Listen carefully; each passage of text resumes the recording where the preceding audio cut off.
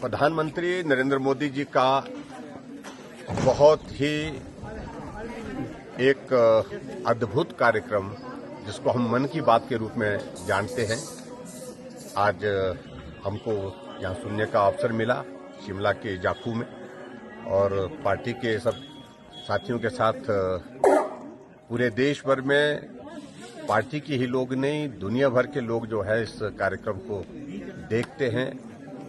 जहां देख नहीं पाते हैं वहां सुनते हैं। और बहुत सारे प्रसंग प्रधानमंत्री नरेंद्र मोदी जी के माध्यम से ऐसे लोगों के लिए जिन लोगों ने अपने जीवन में बहुत अच्छे कार्य किए हैं, लेकिन उनको किसी वजह से एक्सपोजर नहीं मिल पाता, उनको आगे लाने का, और उसके साथ साथ में देश के ऐतिहासिक ऐसी चीजों को मन की बात के माध्यम से देश के सामने रखना, जिनका संरक्षण करने के लिए विशेष तौर से उनका आग्रह रहता है, चाहे वो संस्कृति का विषय है, चाहे हमारी बहुत ऐतिहासिक परंपराएं हैं, उन सारी बातों को लेकर के प्रधानमंत्री नरेंद्र मोदी जी मन की बात के माध्यम से हम सबका मार्गदर्शन करते हैं। बहुत ही प्रेरणादायक ये कार्यक्रम सफलतापूर्वक आगे चला है।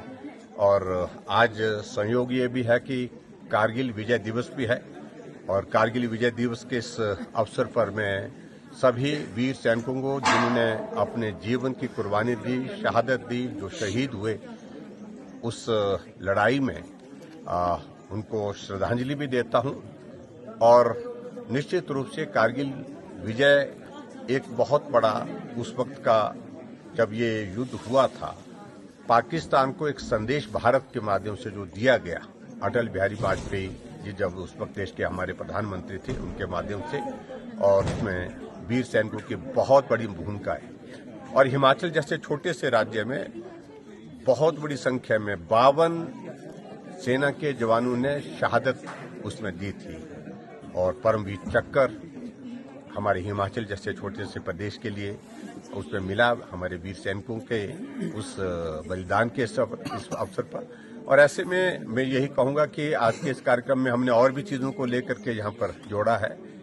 जो प्रधानमंत्री जी का विशेष आग्रह था कि एक बूटा माँ के नाम, जो है वो हमको पर्यावरण की दृष्टि से भी इस कार्यक्रम को करना है, उस कार्यक्रम को भी यहाँ हमने किया है। और निश्चित रूप से प्रधानमंत्री नरेंद्र मोदी जी के मार्गदर्शन में देश मजबूती के साथ आगे बढ़ रहा है, और हम सब लोग उनको और ताकत दें, मजबूती दें, ऐसी मेरा आग्रह है। बहुत बहुत धन्यवाद। एक कांग्रेस ने जो कल कैंडल मार्च निकाला है सर, उसके ऊपर क्या बोला?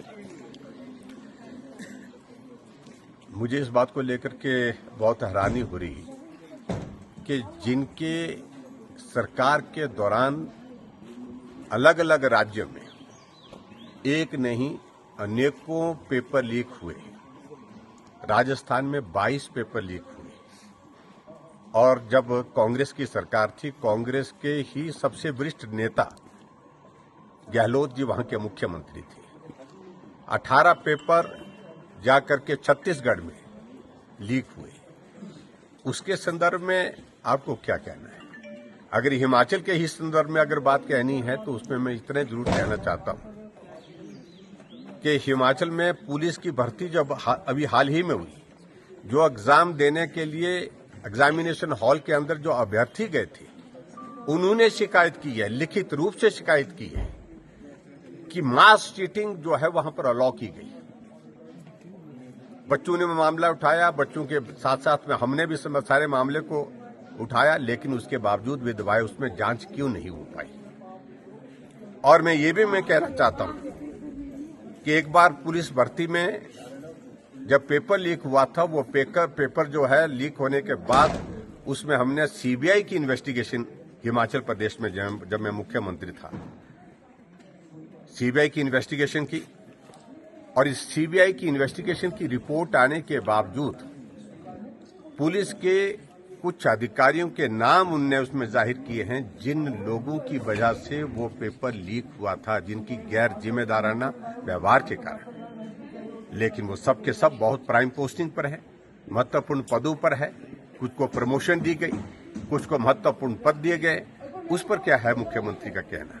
और इसलिए मैं समझता हूं कि देश के यशस्वी प्रधानमंत्री नरेंद्र मोदी जी ने जब तमाम फैसले, ऐतिहासिक फैसले, यानी कि कैबिनेट की बैठक में बहुत महत्वपूर्ण फैसले जो बिल के रूप में मुझे लगता है कि कल या परसों तक जो है वो जब लोकसभा चलेगी उसमें आएंगे और उसके बाद वो पारित होंगे। और ऐसी सख्त सजा का उसमें जो प्रावधान किए हैं उसको उचित नहीं अभी बोलना, क्योंकि जब बिल पारित होगा तभी उस पर बोलेंगे। तो ऐसा कदम आज से पहले कभी नहीं लिया गया, लेकिन उसके बावजूद भी कांग्रेस के नेता और कांग्रेस के साथ कुछ दूसरे कम्युनिस्ट थे, कुछ और लोग थे, राजनीतिक लाभ के लिए बच्चों के कंधे पर बंदूक चलाना चाहते हैं, उनके माध्यम से लाभ हासिल करना चाहते हैं। मैं समझता हूं बहुत दुर्भाग्यपूर्ण है।